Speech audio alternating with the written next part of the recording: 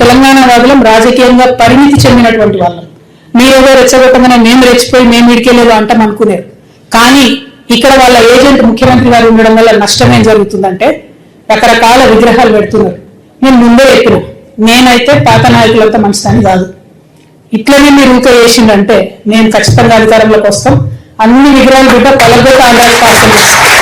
నేనైతే అంత ఓపిక మంత్రాలని కాదు, అంత విశాల హృదయం లేదు నాకు.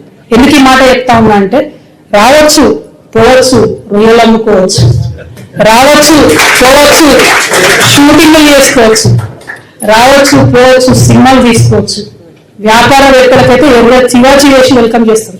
ఎందుకంటే స్విట్జర్లాండ్ అని కాలు పట్టుకొని, యూకే అని కాలు పట్టుకొని, జపాన్ అని కాలు పట్టుకొని ఇడికి రాండయ్య భూములు ఇస్తాం అంటున్నాడు.